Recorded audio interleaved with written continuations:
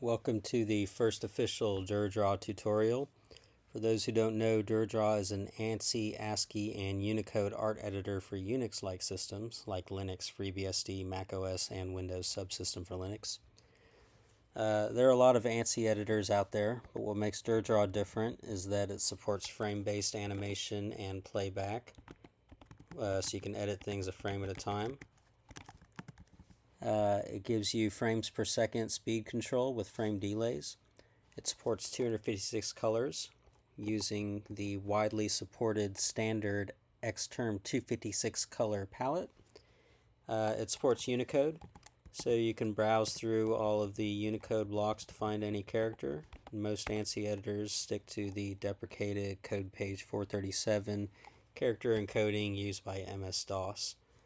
And it does all this without a GUI. It runs in modern UTF-8 terminals like iTerm2, KDE's console, Windows terminal with Windows subsystem for Linux, and even good old-fashioned xterm. So let's just show you how to install it here. So you can might be able to install it off of your operating system's package repositories.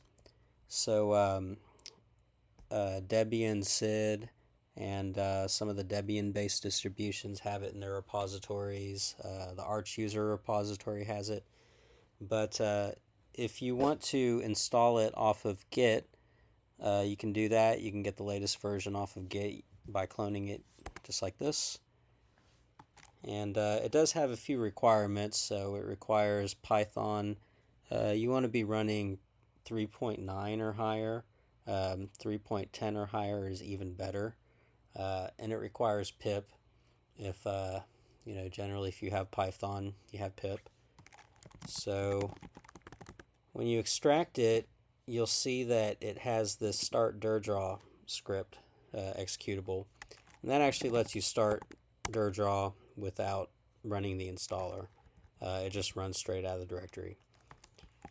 Right, so if you want to install it, you can do pip install -- upgrade period, and that will install it, for your user. It'll install any dependencies. And if you want to install the themes for your user, you can run this install conf.sh script. Right, so it has some command line options. Generally, the main ones that people are interested in are -p to play back a file or multiple files. So if you have some Durdraw animations, then you can play them in a sequence and exit without ever loading the editor. So it's sort of a viewer or player or whatever. --16 color starts it in 16 color mode. So a lot of the ANSI art scene still uses 16 colors for their art, and so they want to start it in 16 color mode. Right, so let's fire it up and check out the user interface. So you can see it has a canvas right here. You can enter enter whatever you want with the keyboard. You can draw different ASCII art styles depending on what you want. You can also use the function keys to input these special characters, like the block characters and the Unicode characters. So that's pretty cool. That's these characters down here, and you can cycle through the different groups here with escape, bracket, escape, open bracket, and close bracket. Right. So let's see here. Tab lets you switch between the canvas and the color palette. So you can hit tab, and now you can use the arrow keys to pick a color. When you're done, you can press enter or tab again to switch back to the canvas. Or you can just use the mouse and click on the color that you want. You don't even have to switch focus away from the canvas. So Durdraw uses escape, the escape key, to enter commands. So if you hit escape, then you can see all these sort of keyboard, these little hints come up showing you how to access the various functions that are on the screen. But if you hit H, then it brings up the help screen. And you know, it's a pretty standard help screen, and you can see which version you're running. There's these different, you know, some information about the keyboard shortcuts, user interface, and so on. You can read that at your leisure. Let's see here. So something I should mention is that many terminals map the Alt key to escape or to meta, and many other terminals will let you map the Alt key or the Option key on a Mac to the escape or meta key. And what that means is that you don't actually have to hit escape to access your keyboard shortcuts in Durdraw. You can just hit Alt H, and you know, that brings up the help screen. You can use Alt instead of escape in a lot of terminals, but escape works on pretty much any terminal that you can name. Right, so you have undo and redo. So you can see that in the menu here. There's undo and redo, and there's keyboard shortcuts: escape Z for undo, escape R for redo. You know, escape Z, escape R. Right. So you have menus. So you can use the mouse to click on the little menus here. You can use the arrow keys to switch between them. You can also use the keyboard shortcuts, like escape M brings up the main menu, escape A brings up the animation menu, escape T brings up the mouse tools menu, and so on. So the mouse is pretty cool. You have these mouse tools. By default, the mouse will move the cursor. So you can see that I can click around, I can drag the cursor around, and that just moves the cursor. It doesn't do any editing. You can draw, so you can just straight up draw with the mouse, and you know, that's pretty self-explanatory. On the draw here, you can change the drawing character. So right now it's set to the block character, but if you click on that, then it's going to ask you enter a character to use for drawing. Now you can enter a character from your keyboard, or you can use one of the function keys to enter one of the Unicode characters. So I'm just going to hit F2, and now my drawing character is that shaded block. Right. So I'm just going to change that back because I like it being set to the full block. You can also color.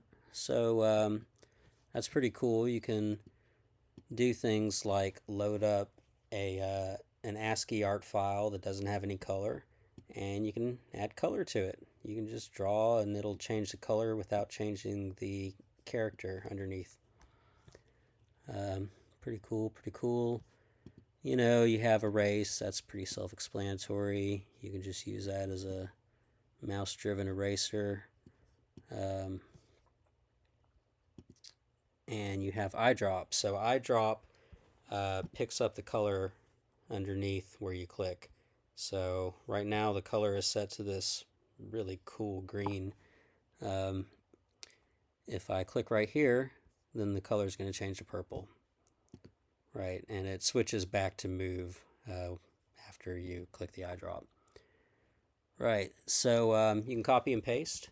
So if you hold down Shift and then hit an arrow key, then it switches into this select mode.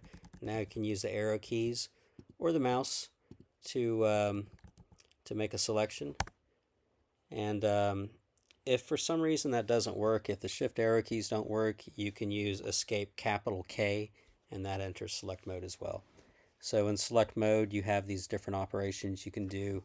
You can copy, delete, fill. That means that you take whatever your drawing character is, which is the full block character by default, and just fill the block. So I'll just show you real quick. Fill, enter the fill character, press enter for the block, and fill across all frames of playback range. No, yeah, pretty straightforward. You know, you can do quick fills that way. But you can copy and paste. So, oh, and you can also change the color. So whatever color you have selected over here, it's going to color those characters. So I'm just going to copy it to the clipboard. Now I can use Escape V to paste it. You know, now I have a bunch of these weird little meteor things. Let's see here. So the eyedrop, you don't have to use the mouse to eyedrop. You can also use the keyboard. So if I go over to this, right now I have the color set to purple. If I go over to this and I hit Escape Y, then it picks up that green color. You can think of it kind of like yanking the color like you might do in Vim. And then Escape L changes the color under the cursor. So if I go over here and I hit Escape L, then now these characters are green. So change the color, so that's pretty cool. Escape open bracket and close bracket changes the character group. So I can go, hit Escape close bracket, and it switches to these different special characters that you can use for various things. Right, pretty cool. Let's see, what else do we have? So the character set. So right now this is the default Durdraw character set, but you can change this to use a Unicode character group, and so there's a browser for that. So you can go over to the menu and hit character sets. You can also hit Escape capital S to get there, and you can access all these different Unicode blocks, and you can just switch your let's use this block drawing, and now our special characters are the block drawing characters from that Unicode block. So that's pretty cool. What else do we have? If the screen ever gets garbled or something kind of goes wrong, you can hit Control L, and that redraws the screen. It's a refresh. That's sort of an old Unix trick, and Durdraw has it built in. It recognizes when you hit Control L and just redraws the user interface, everything. So let's go ahead and check out file saving. So you can hit Escape S or go to the menu here to save. And when you save, it asks you if you want to save it, what file format you want. So Dur is Durdraw's built-in format, and that supports animation. It also has some metadata so that it knows what character encoding you're using, what color palette you're using, so on.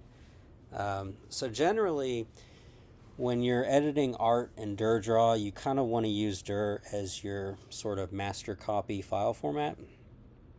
So I'm just going to go ahead and do that. Dur, save it as meteors.dur. Right. So if we go back to the save screen, we also have ANSI, ASCII, MIRC, JSON, HTML, PNG, and GIF format. So if we save it in ANSI format, it's going to ask us what file encoding we want to use. Right. So if we want to view this file on like an MS-DOS machine or in some other ANSI editor, then you generally want to use code page 437 character encoding. But we're in the modern world, so we're going to use Unicode, which UTF-8 lets us do. So we're just going to go to the default UTF-8, and we'll call it meteors.ans. Save it in an ANSI file. Great. So now, if we quit, we can cat meteors.ans, and we have our ANSI art in the terminal. Right. So, yeah, that's pretty much it. There's just one more thing I want to show you before I end this tutorial, which is MS-DOS style ANSI art. Normally, if you try to look at it in a Unix terminal, then the characters are all garbled because it uses that code page 437 encoding. But using Durdraw, we can fire it up and it automatically converts it to Unicode. It recognizes that it's a 16 color ANSI and it switches to 16 color mode. And now we have this awesome art scene ANSI art that we can view and edit inside of our Linux terminal, which is pretty cool. So I'm just going to go to the viewer mode, and in the viewer mode, you can hit question mark to get a little help info there, but I'm going to hit I to turn on the sauce metadata viewer there. And yeah, now we can view this fantastic ANSI art by Zeus II. He drew this cool, Lord of the Rings art a few years ago, and yeah, it's awesome. So that is the Durdraw tutorial. Thanks for checking it out.